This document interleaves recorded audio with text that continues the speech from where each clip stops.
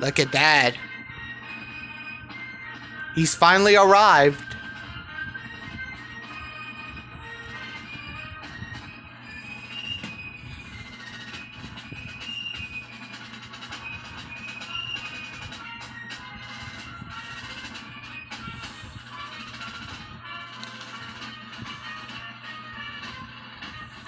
As you can see, it says 46.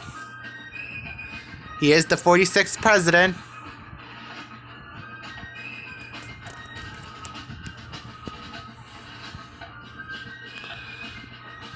Now, at some point very soon, because they're going down 15th Street right now, they will turn onto Pennsylvania Avenue. And that is where we can expect the President of the United States to get out of that vehicle and begin the traditional walk that we see every inauguration day. The sun has come out and is shining brightly after a very windy, cold, cloudy, rainy, snowy morning. Just in time, you might say, for an inaugural walk. I want to bring in now Mark Thiessen. He was the chief speechwriter for President George W. Bush. And Mark, you have been a part of days where the words matter. What would you say about this? It's a remarkable day.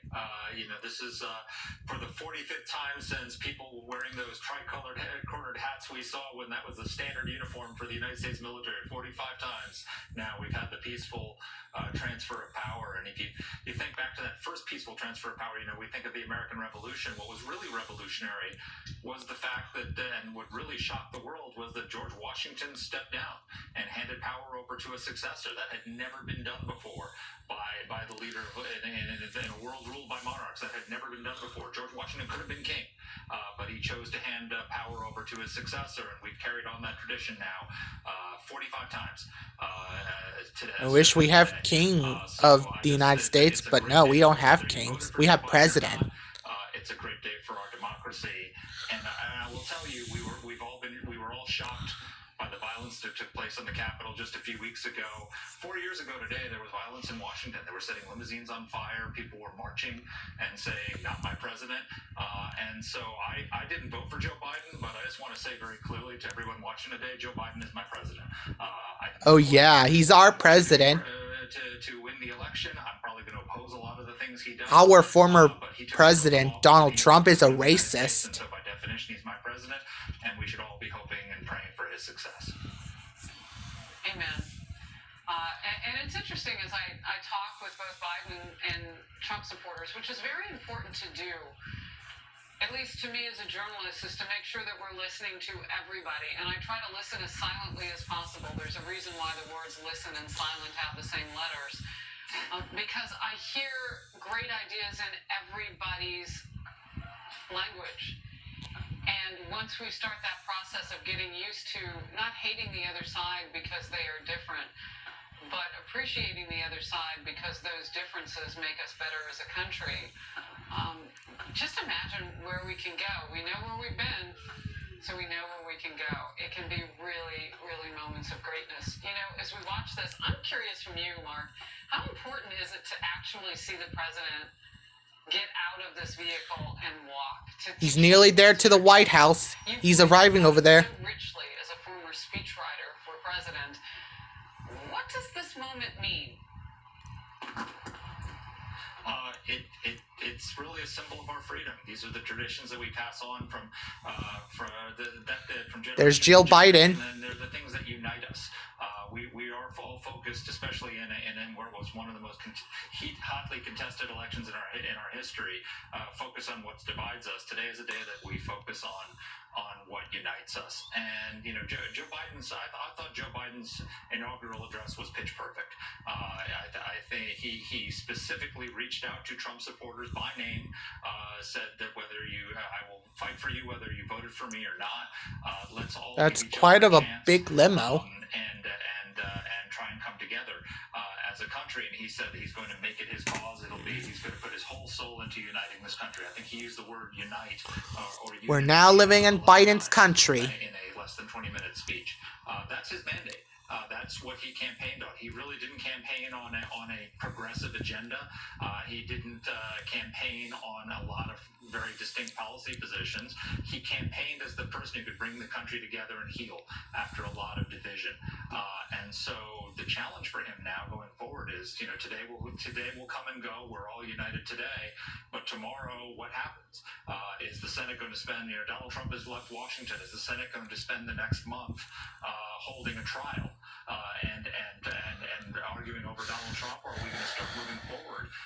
Just remove him. We can't let him run again. Is Joe Biden going to reach out, not just in word but in deed?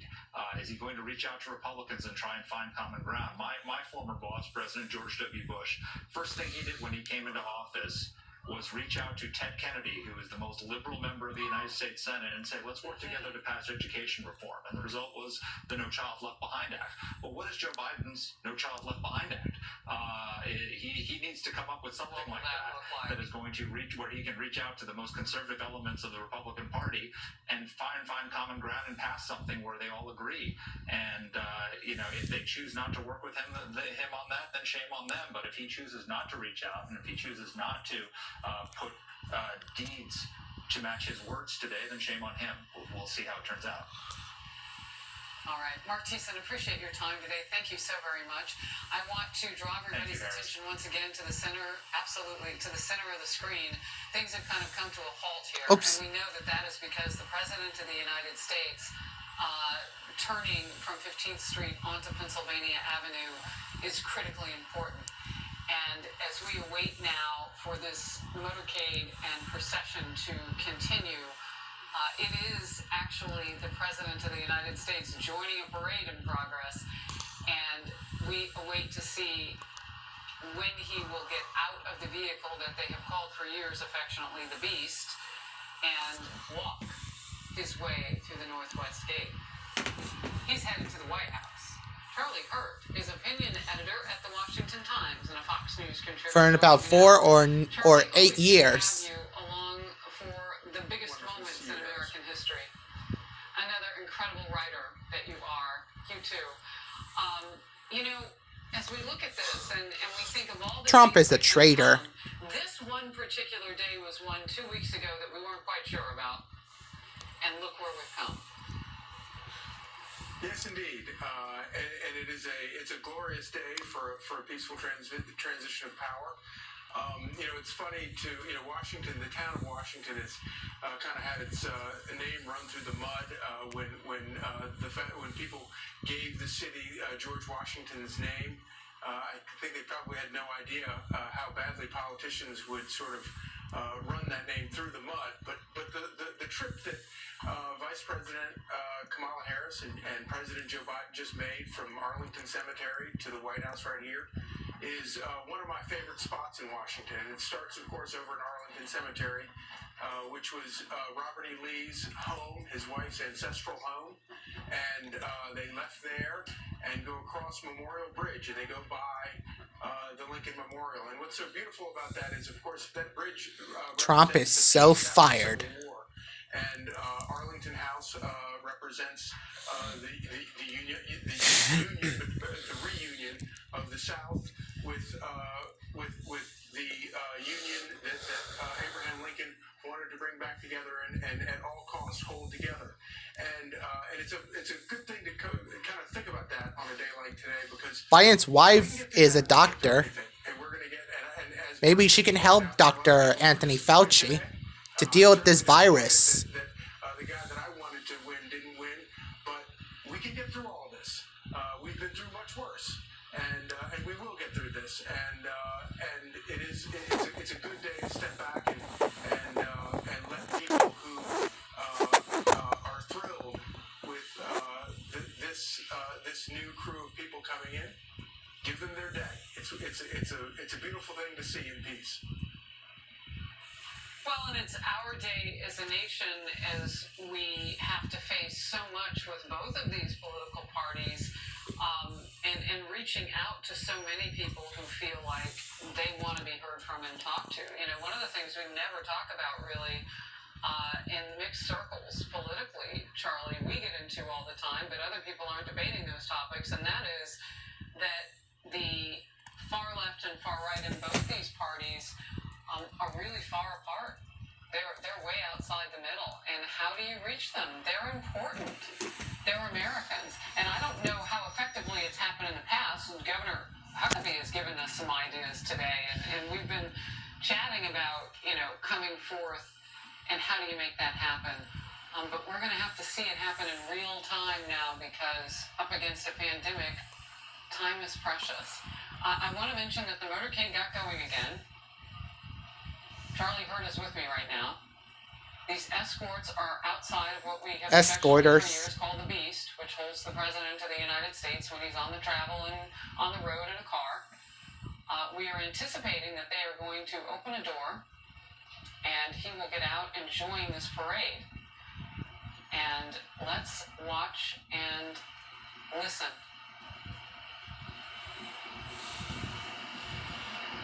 Let's see if they can open the door for them.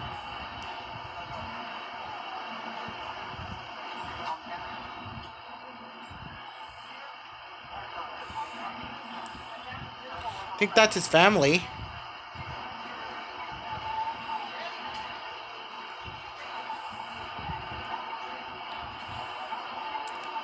Yep, they're going to open the door.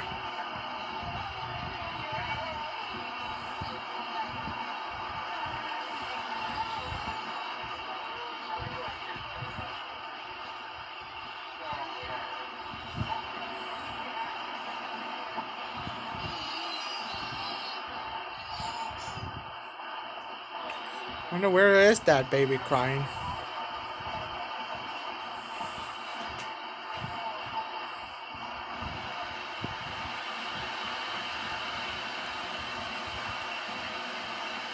Hope they're investigating, make sure there's no any snipers.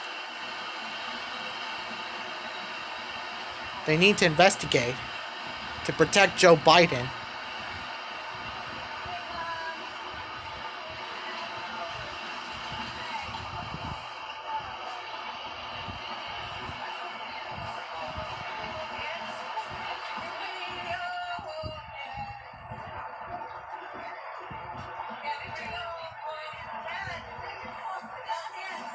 Yeah. Hope there's some virtual people.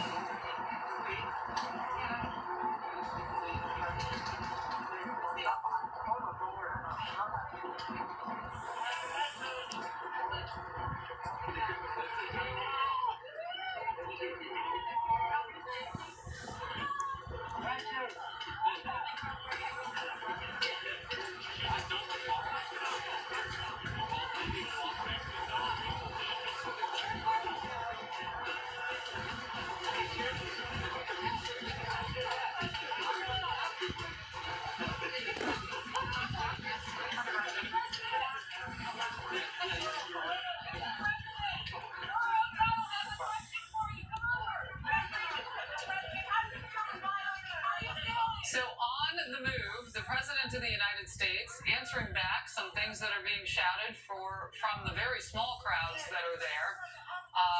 That the major portions of the public not allowed to attend this parade. But you see him there with the First Lady. They were joined by Hunter Biden, his wife Melissa Cohen, children Naomi, Finnegan, Macy, and Beau. The President going over and celebrating with his supporters. Ashley Biden, her husband. Also, Beau Biden's children are there, Natalie and Hunter. So the President, the First Lady on the move, and we see this every. Can't remember what's their grandson's, what's their grandkid's name. Can't remember. Comment below what their names. And in through the northwest gate, up the driveway of the White House, and goes inside. And that is in the middle of what we're watching now. They're running a little bit behind schedule.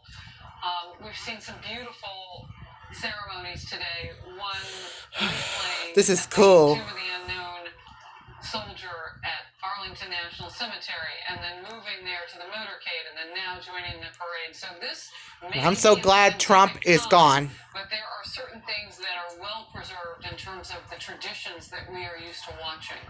KT McFarland served as Deputy National Security Advisor under President Trump. She joins me at this moment. And watching the president walk down another Biden's another his supporter celebrating. we are moving into the future, and look at him. He's going over. He's got reporters, KT. Let's listen in for a second, and I'll come right back to KT. Let's see if he says anything.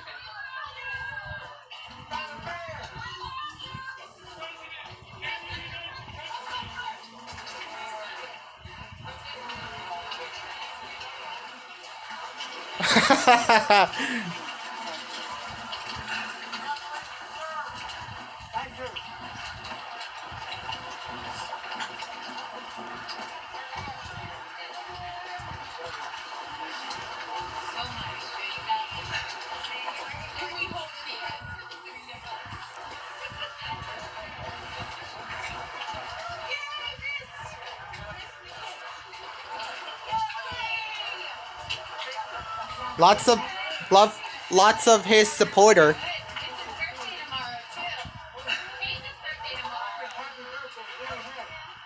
Happy birthday to that kid. And he's nearly there. He's about to get ready to get inside. He's out. He's in front of it. Well, actually behind. Sorry. Don't make something that I say a mistake.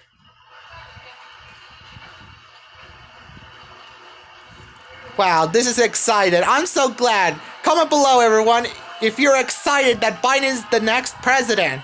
And Lucy Van Pelt, I hope you are very, very mad because you lost your candidate, Donald Trump. And there we go. Boisterous crowds that he keeps going over to greet. There he goes, going inside the White House. But through their masks, we struggle to hear the I love yous. Woo! Again, he will make his way. Just like Ric Flair of WWE. Are you with me? I am indeed.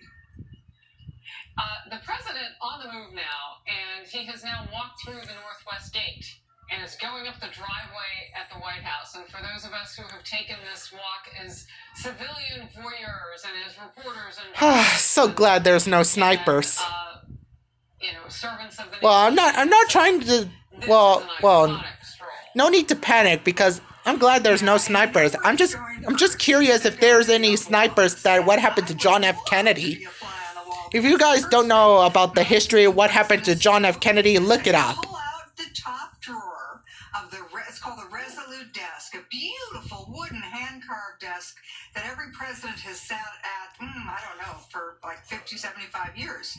And he'll pull out the top drawer, and in there will be an envelope addressed to President Biden, and it will be written by Donald Trump. That's the tradition, that every outgoing president, his last act is to write a note of encouragement or warning or whatever to the incoming president. Now, no president has ever revealed what was in the letter that he received, although all Since he's in the White House, he will make things right. And that they were really had a sense of purpose. And the police brutality. Of former presidents of the United States. And whether it is the Clintons or the Bushes or the Obamas or even people who defeated other people and had sore feelings for a year or two, it's a really special moment. So I would love to know what President Well, since he's President W. Bush was Republican, so he supported him as president. Might be cool. The president had first left in that 8 o'clock hour Eastern, and that in fact he had left that letter, that note behind, and we don't know what it says. That was in all caps in our email from Peter Doocy, but it is there in that Resolute desk. And so it's interesting to think about that you know where they sit, facing in which direction, unless they've changed things around, which each president can do. And his staff has been there for hours. But the last time I was there, it sits right across from the Roosevelt Room. Welcome to the White House, Biden. Last president, and there's not much on that desk yet.